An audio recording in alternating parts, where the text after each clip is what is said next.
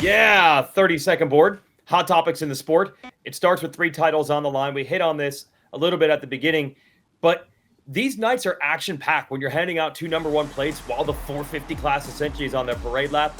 But the real thing is we don't know who's going to be holding these, especially in West between Hampshire and Kitchen.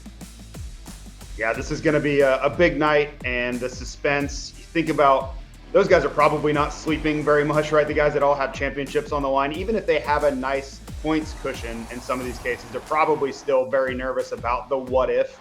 But yeah, this is everything you dream of. 3 championships will all be decided in one night in Salt Lake City. You want to talk what ifs? With that showdown format in the 250 class, we don't need to go back very far, JT, to say anything can happen because it sure did in Nashville a couple of weeks ago. Yeah, these showdown races are incredible. I wish we had more of them because you think about the action, combining all of this talent. We saw mayhem in Nashville, and it'll be interesting to see if that kind of stays the same, right? As it just does chaos reign in Salt Lake City when you put all of these guys back together. But I just love seeing who's the best, the bragging rights from each coast, who can step up in that moment. And speaking of that, when you think about who could step up, who could really throw a wrench into this championship, it is the spoilers. You think about how many guys have won in this 250 class across both coasts.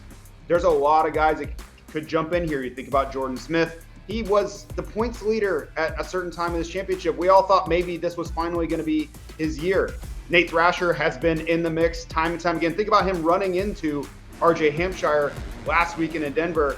These guys can be in the mix, Weege. They can really make a difference in how these championships are decided. Yeah, and Thrasher is the kind of guy who does come out of nowhere and win races like this. There you see Anstey, who got a win pretty recent, and then Shimoda most recently last weekend. Here's the point I want to emphasize. These guys don't have a shot at the title, really, but what a lot of fans don't realize is bonuses from the teams, gear, other sponsors, a race win. JT, you're saying maybe 40 to 70 grand in the 250 class for a single race win? Yeah, everybody's deal's a little bit different, but I think, like you mentioned, somewhere in that 50 grand is almost a certainty for these riders. You wonder why they're so excited and the big, huge smiles on their faces. Outside of just the joy of winning, there are huge financial rewards on the line for these guys in the 250 class to win an event every Saturday night. And the reason I bring that up, so tied in the points between Hampshire and Kitchen, but every other rider on the gate has a big financial incentive to get on the podium or win. So they are not going to move over or make it easy. None of the riders want to get in the way or knock somebody down, although Thrasher almost did that on Saturday to RJ. But they're going to have to run the gauntlet of other riders who have $50-some thousand with a race win on the line, points, bragging rights, record books. And through all that, they've got to beat each other. This is phenomenal. Yeah, and you look at the points tied there, and just to give you an idea of what a championship looks like for these 250 riders, you're talking minimum $500,000 for these riders to win this championship on either coast. So West or East, both of these guys have so much money. This is life-changing money, and one of them is going to win it. The other one, we don't know. Sometimes they don't even have a bonus for second place. So the drop-off can be so severe, and this may be their only shot to ever get a championship, let alone the fortunes that could come with it. I think that's been a theme. I've talked to a lot of people about this week. A lot of people thinking, look, this is RJ's best chance, maybe his last chance. Kitchen seems to be on the rise. It appears he'll have many more opportunities. Probably should knock on wood when you say that. Do you have a pick? I almost feel to me that this is RJ's time. He's got to get this done. What do you think? I do feel that way for RJ. I've known RJ most of my life, right? We both grew up in Florida. I've watched him kind of come up through the ranks, but this was the natural step for him. When you think about Jet Lawrence departing the class, he was second in the championship last year. This felt like his time. And when the opportunity is there, just like I mentioned on the broadcast in Denver, when the doors open, you have to walk through it. And if you're going to tell RJ, hey, one race, you have to beat one rider to win your first ever championship, will you take it? I think he would take that in under any circumstances, anytime ever. So when you look at it that way, yes, did he throw away points in San Francisco and San Diego? Sure. But if you would offer any rider one race and you have one rider to beat for a championship, they're always going to take that. So if you frame it that way, what better opportunity could you ask for? I just can't imagine what RJ is willing to do. I mean, on a random race in the middle of the season, he rides wild. What's he willing to do with a championship on the line. It's a little more defined in the 250 East division, not just because of the points lead that you see here, 15 for Tom Vialle, but I also think America has now seen the way Tom Vialle goes about his racing. Cool, calm, collected, I think, has really become the theme this year for a rider who does have championship experience. Yeah, and I wouldn't expect fireworks from Tom Vialle this weekend. Now, I could be wrong, but you think about the way Justin Cooper won his 2021 250 championship. Some of these riders, they understand the dynamic in a showdown event. The one thing you can't do is crash or let yourself get caught up in something that could derail your main event, a DNF, any sort of incident, right? So you're going to see a very calculated race.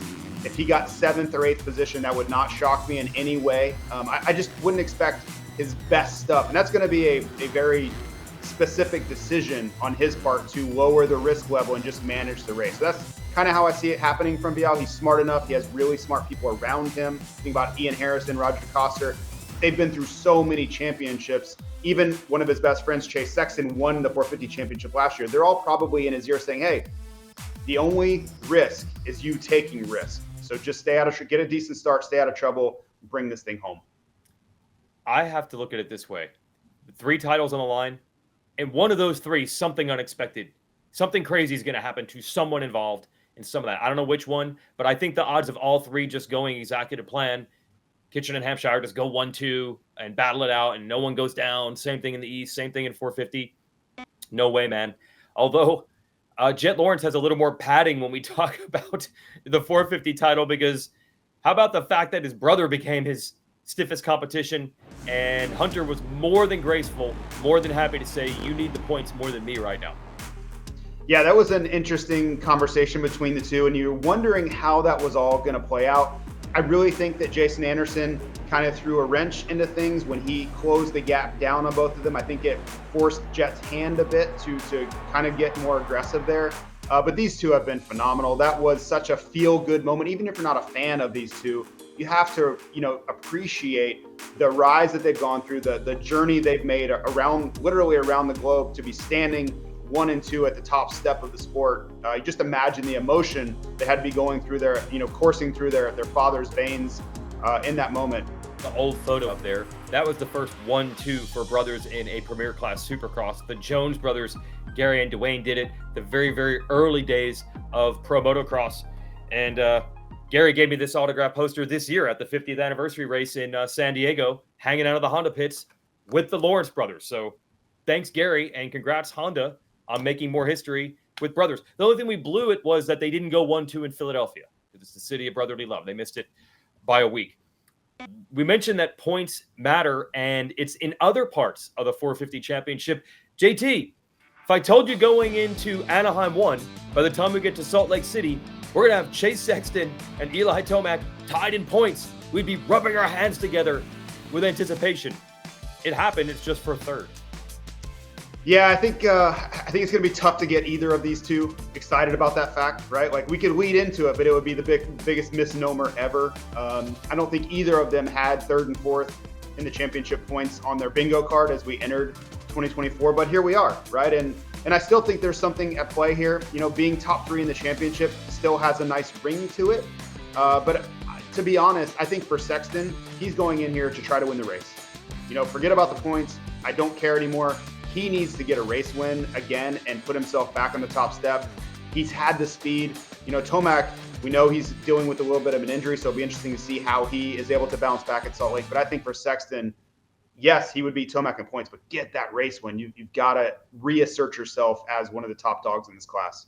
And now we have some breaking news to report, and not the kind that we like to, because this breaking news involves a broken thumb for Eli Tomac. He did have that crash in free practice, and Yamaha did say he had tweaked the thumb. They didn't think it'd be that serious going forward, but clearly he went and got more checks done this week. And here on Thursday morning, they've announced he has a Bennett's fracture and some ligament damage, which will require surgery. The recovery time is expected to be 6 to 8 weeks. So not only will Tomac be out this weekend for Salt Lake City, but is also going to miss at least the opening rounds of Pro Motocross, which he had just announced he was going to be racing. So big bummer and a get well soon to Eli. As we mentioned at the top of the show, our Spanish broadcast will now be available domestically in the US for the first time this weekend. We're picking a few key events this year to do that. Our friends Tommy and Edgar, an awesome call, a hilarious call, a passionate race call.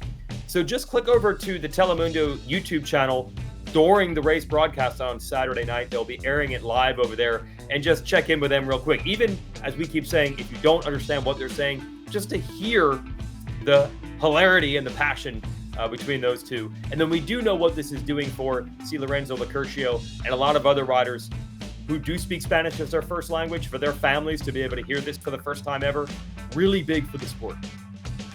It's incredible. And this is just the next step in that evolution of where I think we're going to be able to offer, Spanish languages now. But you think about all these countries around the world, to be able to hear it in their native language is just such a big unlock for the sport. Telemundo is, again, just the next step in that. So I love the trajectory of this. And I've spoken to so many other riders and people around the world where this was the greatest thing that happened to them this year, because before they were trying to understand things, they would miss some of the, when we're jumping in, or myself or Ricky Carmichael, whatever, we're trying to analyze things. Sometimes they don't always pick up on the lingo or some of the descriptions. Now they have a former rider in Tommy Rios that can explain it specifically to them in a way that they understand. So I just think they're getting so much more. Okay, we are moving on to Salt Lake City and the Monster Energy Supercross finale. As mentioned, racing will start at 8 Eastern, but there will be a pre-race show to preview what we're going to call Championship Saturday, with all these titles on the line. The preview show is 7:30 Eastern. You can watch on Peacock or the SMX Video Pass. Racing again at 8 Eastern. It will also air on USA Network on linear television.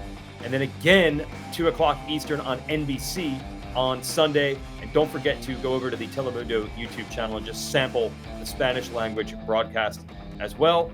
Hi folks, Lee Diffie from NBC Sports here. If you truly enjoyed what you just watched, you can get more news, interviews, and highlights by subscribing to the Motorsports on NBC YouTube page. You can get it all, so go for it.